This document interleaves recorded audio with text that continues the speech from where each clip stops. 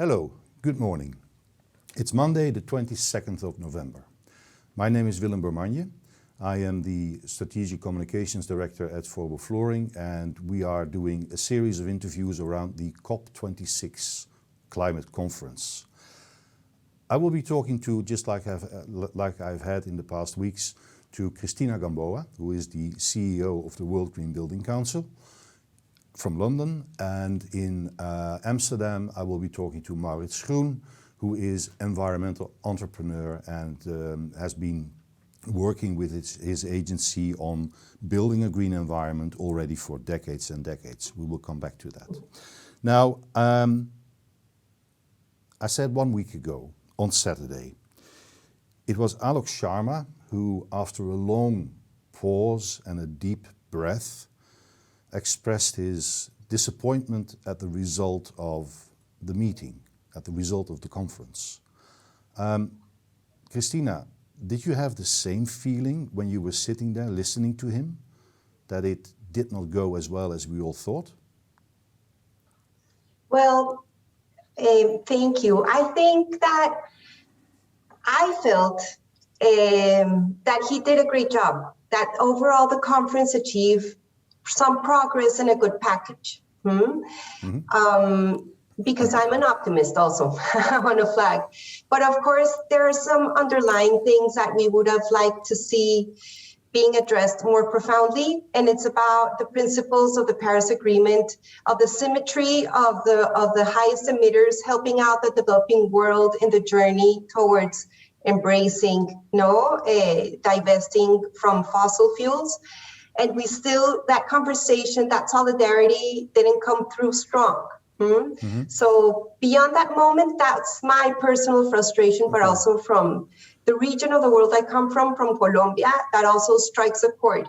A lot of the world is disproportionately affected by climate change, and that is still not there when we come to these annual climate conferences. Because you also wrote a very comprehensive article which can be read on your website, the website of the World Green Building Council, and there you actually say, well, now talking about win or lose distracts from the meeting in Egypt, 2022, COP27.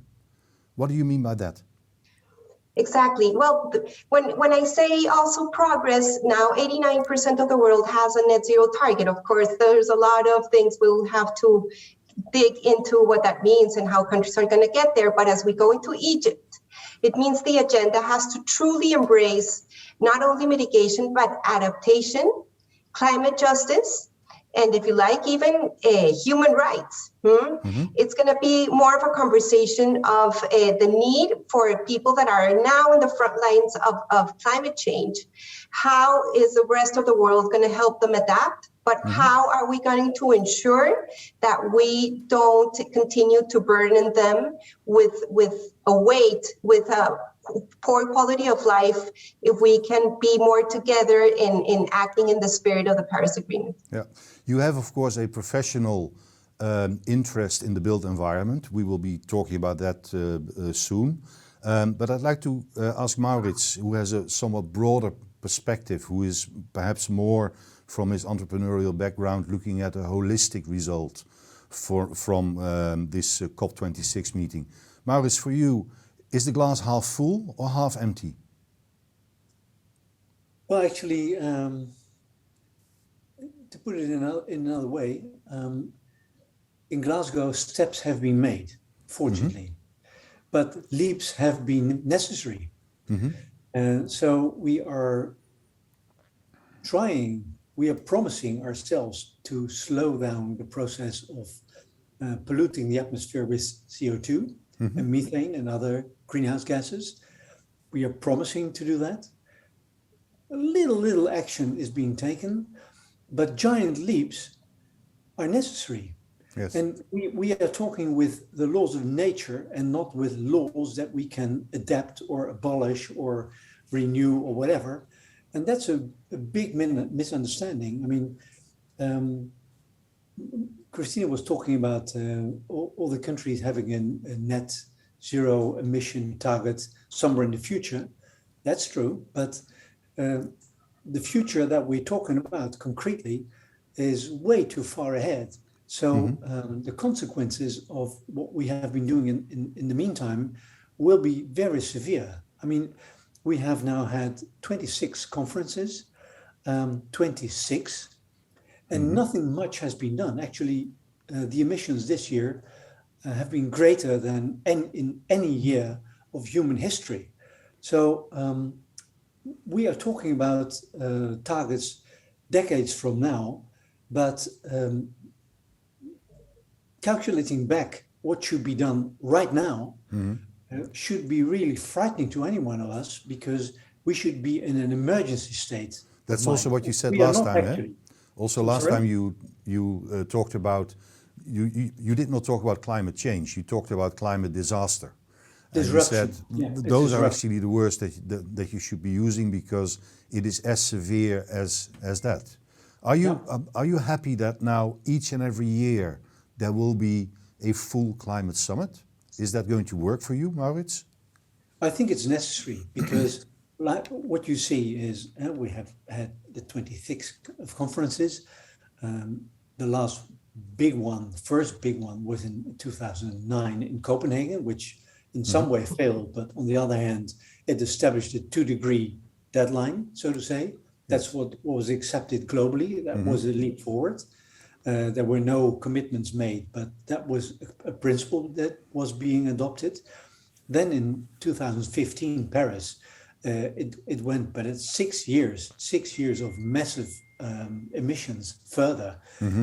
We had a step further, and now 6 years after that, we have made some little steps on methane, on forests, on the talk on loss and damage, the climate justice issue, which in my opinion is pivotal. I mean, if we don't talk, if we don't recognize that the richest part of the world is emitting, say 95% of all emissions, and the burden of the consequences of that is falling upon the 5% which does not emit anything at all, hardly.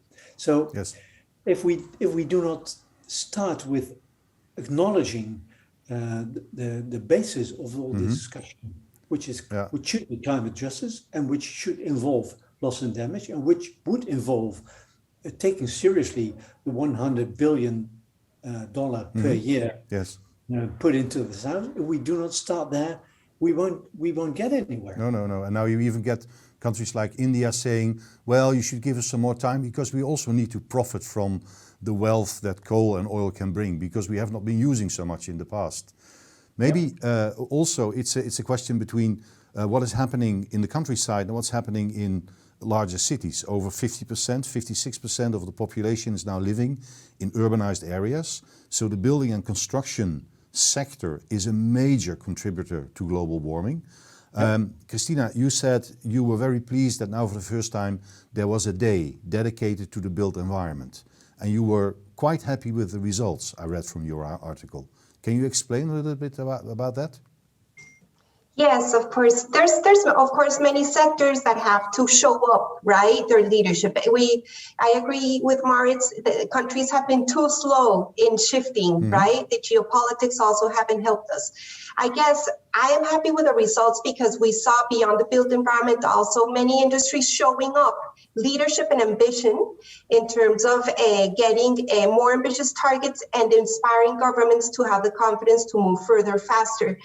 And I was happy with the results, because we had over 130 events showcasing not only the awareness, we're done with the awareness, showcasing action. So we saw on the official UNFCCC Spaces, UK Government Pavilion, we saw conversations of country ministers, mayors, CEOs of leading industries in the built environment, showcasing what they're doing now, really ambitious work to inspire others to follow suit, because there has been a lack of political will, and now there is now a call also for every cent to be invested in any industry to go beyond profit and do good. And I think this COP, there was a big, through the Race to Zero and the Race to Resilience and the campaigns of the high-level climate champions, they really mobilized the private sector, and the private sector showed up. And the built environment is showcased as a critical climate solution.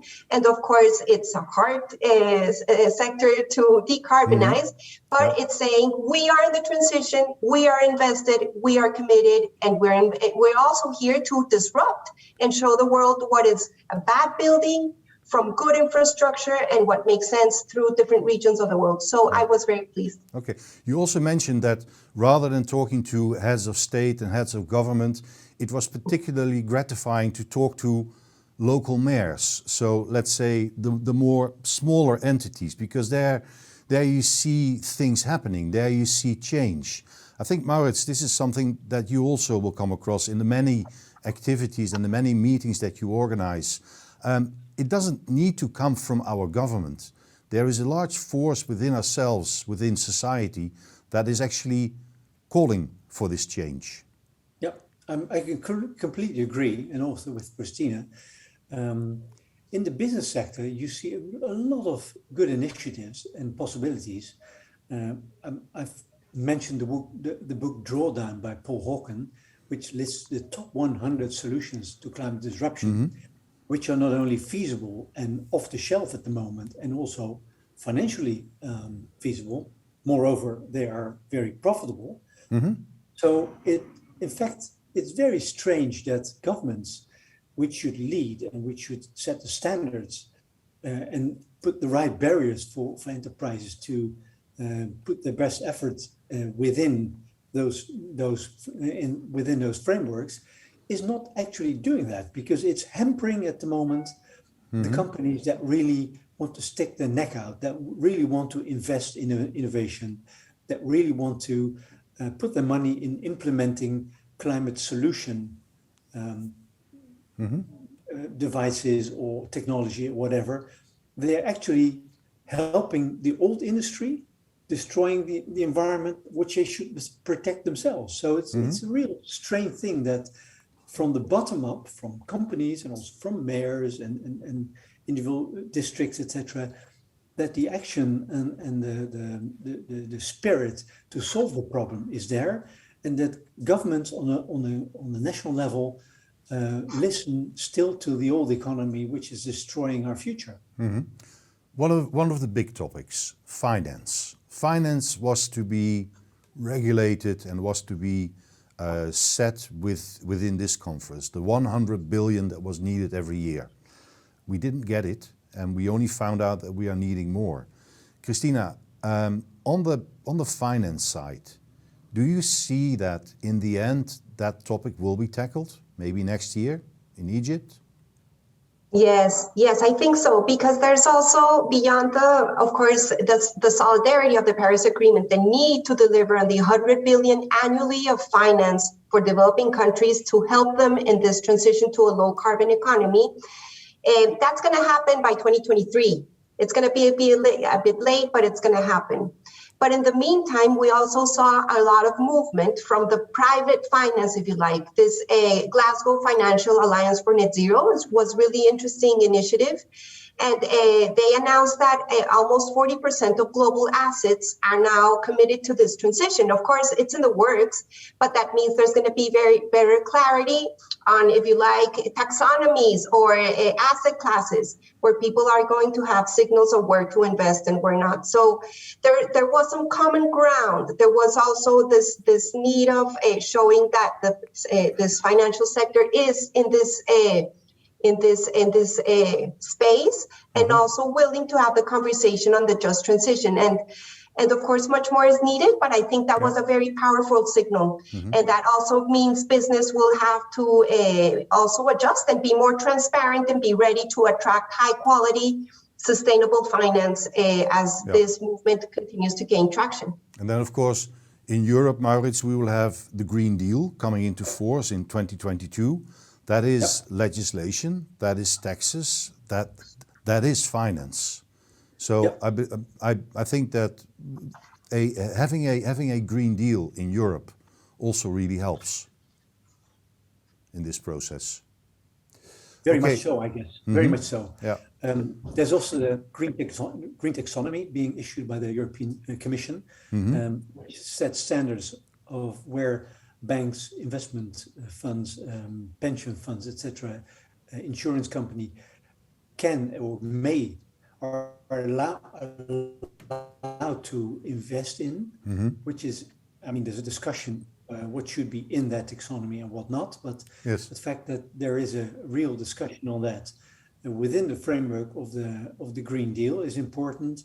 What you see now also, to add to what Cristina said, many more pension funds are now withdrawing their money, divesting their money from fossil fuel companies. Yes. The agreement that was internationally made of governments that do not insure any more foreign investments or foreign capital outflow and implementation of fossil fuel projects abroad is also a signal. So the signs are getting to green. Yes, that's also what I understand, that having a line in there saying fossil fuels, we should do something with them in future, meaning we should get rid of them, actually also is a novelty in the declaration. Now, without knowing, the two of you have a common friend, or the two of you know someone who was at COP26. It's Al Gore. Al Gore, who used to be the next president of the United States. I saw him on television. He was still there. Cristina listened to him, and when we had our little conversation just before this viewing, you said, well, I heard him speak, and the man has still got it. Now, Maurits, you actually invited Al Gore to the Netherlands twice to... 5 times actually. Okay, well, okay, but you did that with the viewing of his movie, The Inconvenient Truth. For a long time, Mr. Gore has been the advocate for warning about global warming, CO2 buildup, that we need to do something. A question to both of you. Who are the green leaders of today? Who is really standing up today and making a difference also on conferences like COP26? You can think about it for a minute or so, but I think, Cristina, you've been at the meeting. Was that someone who particularly struck you as inspiring, as powerful, as leading? I have to mention here the voices of young leaders that were allowed into the COP venue, and most of them had speeches throughout COP. Okay. Because they're, of course, from the oldies, we showed up, right? But they are calling it openly of this schizophrenia of not moving quickly as an urgency. And I saw, for example, this leader, Clover from Australia, Vanessa from Africa. Right now, I don't remember her last name. Sorry.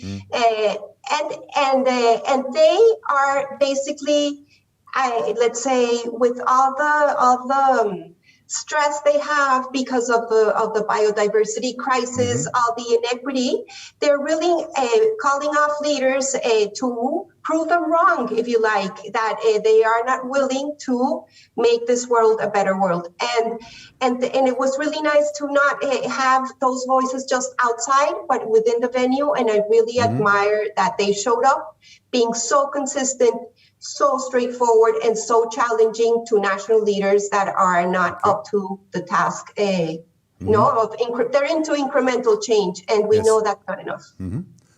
And for you, Maurits, someone who stands out? A well, man, actually, a woman? I completely agree with you, Cristina, because it's. I can mention names, or you mention names. I can do that also. Also from the Netherlands, but very many powerful people from the global south, as it's called.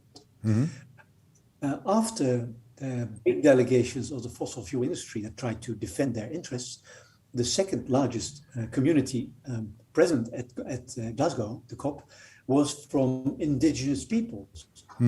And Indigenous Peoples years ago, and even in the recent past, were considered as a kind of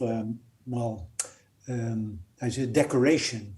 An Indian guy with his global traditional outfit, etc. But they are really the guardians of nature. They know to live with nature. I mean, we extract from nature and then we live from it, but they live with nature, so they can guide the way. And I think it's very hopeful, a hopeful sign that they understand. Oh, now you break away. Okay, a good moment to say thank you for both of you and talking to me about the aftermath and the results of COP26. I asked Maurits earlier, is the glass half full or is it half empty? I think we can agree that the glass is half full and that the glass is filling up slowly and that the glass over the next years will become fuller and fuller. And like I said, when legislation steps in, when we need to pay taxes, when we are forbidden to drive fossil fuel cars, things will change. It is inevitable. Thank you for joining me. Sorry about the bad connection at times. I hope the interview works out very well for all of you listening. Thank you for being with me. Bye-bye.